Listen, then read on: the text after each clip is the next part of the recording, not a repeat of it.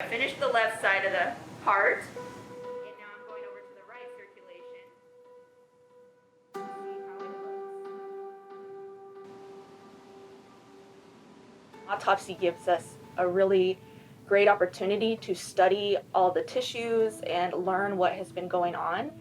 We just don't know that much about this virus, and we are learning a lot about the acute effects of the virus, but what we don't know is what some of the long-term consequences are going to be, so this is also going to be very helpful for that.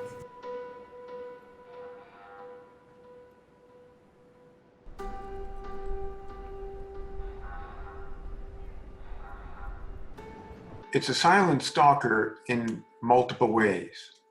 Firstly, that the person doesn't even know they have symptoms. So it's silent at that level. They don't know it. There's no alarm system.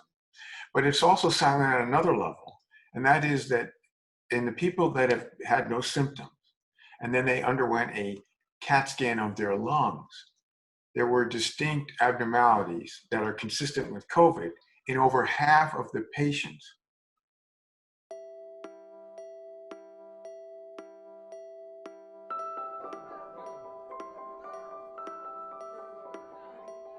It's like Christmas in July. We set up a app study called Detect, which measures resting heart rate, captures it from smartwatches and fitness bands. And we think heart rate is the most sensitive, resting heart rate, to pick up the people without symptoms, because something's happening inside them, even if they have no fever. We think that's going to turn out to be really useful, but we have to keep getting more people to have their data pulled so that we can learn about that. Okay, go ahead and have a seat, please. Thank you. I have an infant at home and a toddler at home. It's very scary to think that I may possibly bring it home to them. I'm participating in this study because myself, I have family members that are affected by COVID, and I would love to help anybody else so their family doesn't have to go through what my family's going through.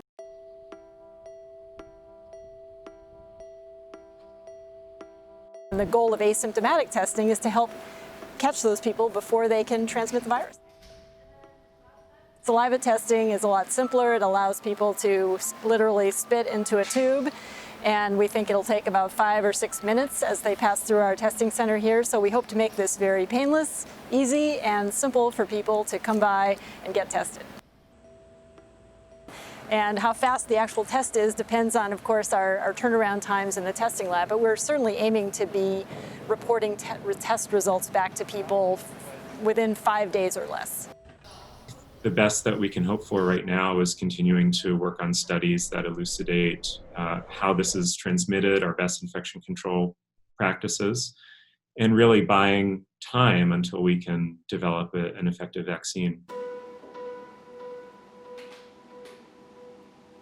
My job is to ensure that we're able to perform these really invaluable examinations so that the scientists that are out there doing all this really in-depth research can hopefully pinpoint specific things that can get us on the right path.